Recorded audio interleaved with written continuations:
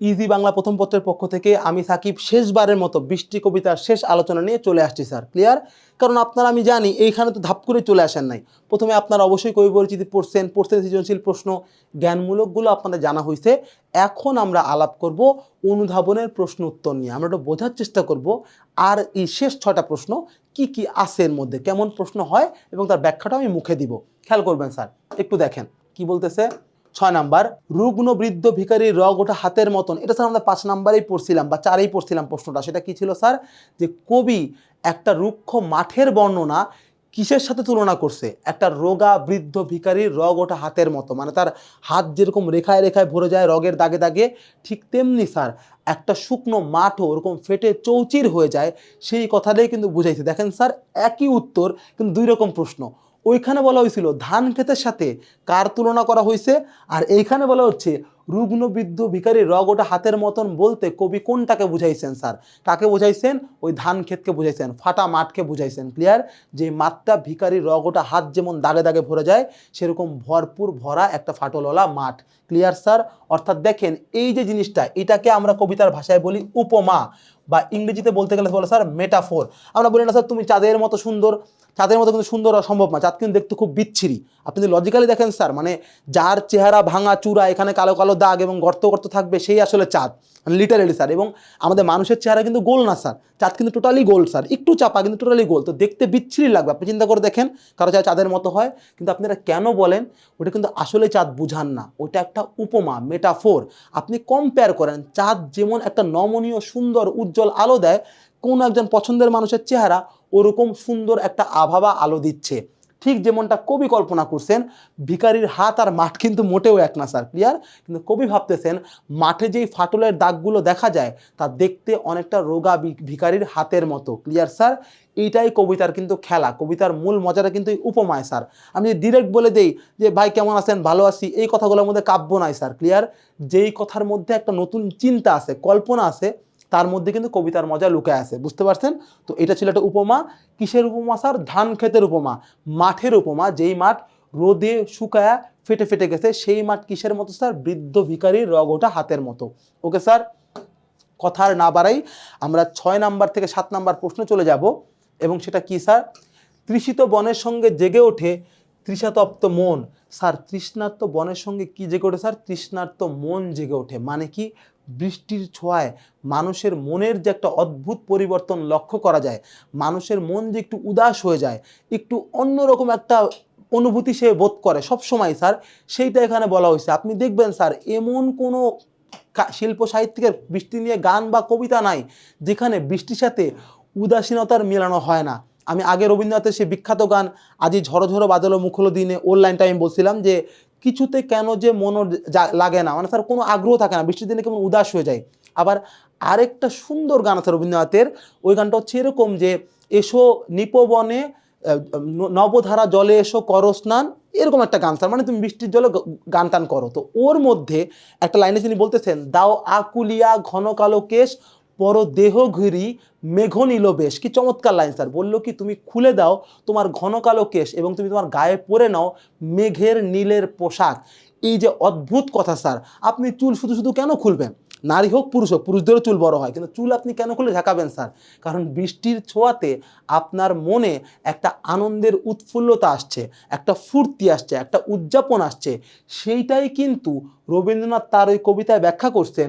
আবার আমাদের ফররুখ আহমেদ সাহেব উনি বলতেছেন তৃষিত বনের সাথে জেগে ওঠে তৃষিতপ্ত মন, মানে এই যে মনের জেগে ওঠা, এই যে চুল খুলে আনন্দ করার যে আহ্বান রবীন্দ্রনাথ জানাইছেন, ঠিক কাছাকাছি আহ্বানই কিন্তু অন্য শব্দ দিয়ে ফররুখ আহমেদ বুঝাইছেন যে ভাই তুমি চুল খুলো আর মানে মাথা খুলে ফেলে দাও, ডাজেন্ট ম্যাটার, তুমি যে জেগে ওঠো, তোমার মন যে একটা আনন্দ পায় বৃষ্টির ছোঁয়ায়, সেটাই এখানে মুখ্য বিষয়। বৃষ্টি আমাদের মনকে বদলাইতে একটু হলেও সাহায্য করে বা আমাদের মনের মধ্যে একটু হলেও উদাসীনতার প্রভাব ফেলে। বুঝতে পারছেন স্যার? Very good. এইবার আমরা চলে যাব আমাদের 8 নাম্বার প্রশ্নে, এবং সেইখানে কি বলা হচ্ছে খেয়াল করবেন স্যার।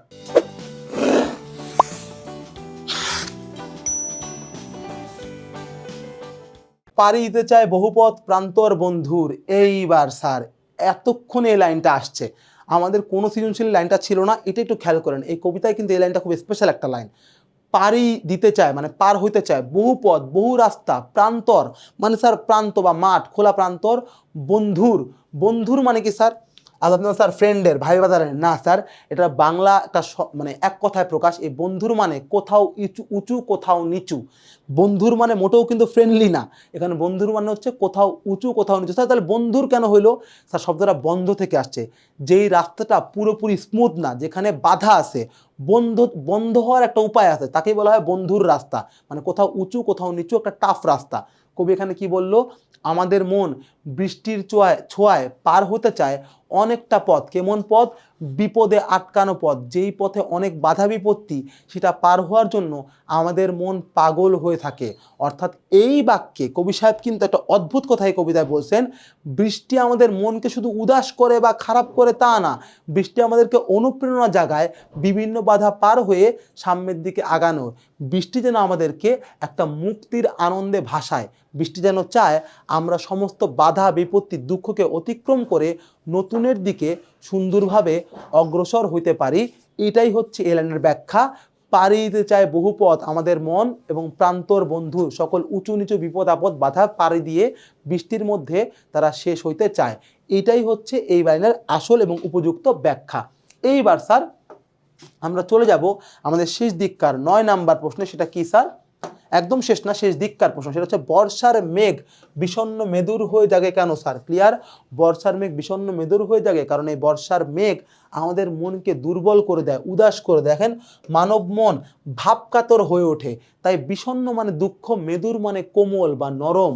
স্যার এটা দুঃখের নরম ছোঁয়ায় বর্ষার মেঘ জেগে ওঠে এবং আমাদেরকে একটা অতীত জ্বালা যন্ত্রণা দুঃখের একটা মোহের মধ্যে, দেখেন কবিতায় কিন্তু দুঃখ পার হওয়ার কথা বলছে, কিন্তু একই সাথে যেখানে আমরা দুঃখী হই সেখানে যেন মেঘ জমে ওঠে, বা বর্ষা যেন দুঃখ থেকে মুক্তির প্রতীকের সাথে একই সাথে দুঃখকে স্মরণ করানোর প্রতীক, তাও এখানে বলা হয়েছে। অর্থাৎ কাতর বা যন্ত্রণায় থাকলেই এই নম্র কোমল মেঘ আমাদের কাছে চলে আসে, আমাদের দুঃখের স্মৃতিকে স্মরণ করায় দেয় এবং একই সাথে তাকে পার করে কিভাবে সামনের দিকে আগানো যায় তাও কিন্তু এই বৃষ্টি আমাদেরকে বোঝায় বা সেই দিকেই আমাদেরকে প্রভাবিত করে। বুঝতে পারছেন স্যার? আমি তো ব্যাখ্যা দিলামই, তাও একটু খালি বলবো, মেদুর শব্দটা জেনে রাখবেন মানে কোমল। স্যার আমি কমল লিখতেছি, দুঃখিত, কমল মানে পদ্মফুল, কমল কিন্তু না স্যার। মেদুর মানে হচ্ছে কোমল, কোমল মানে নরম। আমার বাজে হাতের লেখা অ্যাভয়েড করেন, মুখের সাউন্ডটা শোনেন। কোমল মানে হচ্ছে নরম স্যার, ক্লিয়ার? মানে দুর্বল নরম মেঘ, এখানে নরম বলতে বোঝানো হচ্ছে মানুষের মনের যে নম্রতা, যে জ্বালা যন্ত্রণা দুঃখের যে নম্রতা, সেটা এখানে বিষণ্ণ মেদুর বলে উল্লেখ করা হয়েছে। এটাও একটা উপমা বা মেটাফোর আর কি। ওকে স্যার, একটু আগাই। শেষ প্রশ্ন, সেটা কি স্যার? অনুধাবনের বর্ষণ মুখর দিন বলতে কি বোঝায়? বর্ষণ মুখর দিন বলতে, মুখর মানে কি স্যার? মুখরিত, মানে চারদিকে সবসময় হচ্ছে, তারা বলে মুখর। তো বর্ষণ মুখর মানে কি? সব সময় বৃষ্টি হচ্ছে এমন একটা দিন, মানে 1 ঘন্টা বৃষ্টি হয়ে গেলো তা না, সারাটা দিন ঝুম ঝুম ঝুম ঝুম পড়তেছি স্যার। বর্ষা এরকম হয় না স্যার? তুখোর কিছু দিন যায় না স্যার? আমি জানি না বর্ষাকাল আপনাদের কাছে কেমন লাগে। আমার ঘোরাঘুরি করার জন্য শীতকাল খুব পছন্দ, কিন্তু আমার যদি জিজ্ঞেস করা হয় বাংলার শ্রেষ্ঠ ঋতু তোমার কাছে কি, আমি বলবো বর্ষা স্যার।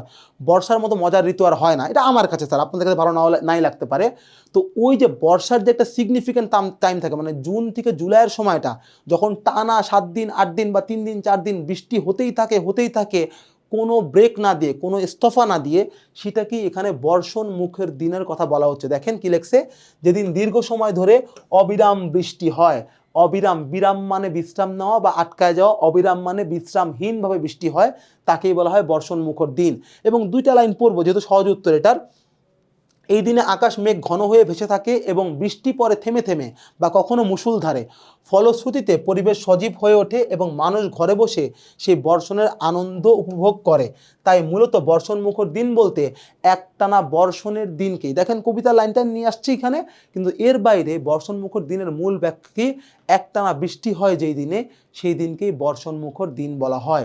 পরিষ্কার স্যার? ইনশাল্লাহ এই নিয়ে আপনাদের কোনো সমস্যা থাকার কথা না। তবুও সমস্যা থাকলে আমাদের সাথে যোগাযোগ করবেন। আর এছাড়া যদি মনোযোগ দিয়ে পুরো বইটা পড়ার চেষ্টা করেন, আমাদের সাহায্য নেন ভিডিওতে, তাহলে সব সমস্যার সমাধানই হয়ে যায় বলে আমাদের বিশ্বাস। আর কথা না বাড়াই, নতুন টপিকে আবার নতুনভাবে দেখা হবে। সে পর্যন্ত ভালো থাকেন, সুস্থ থাকেন। এখানেই বৃষ্টির সমাপ্তি। টাটা।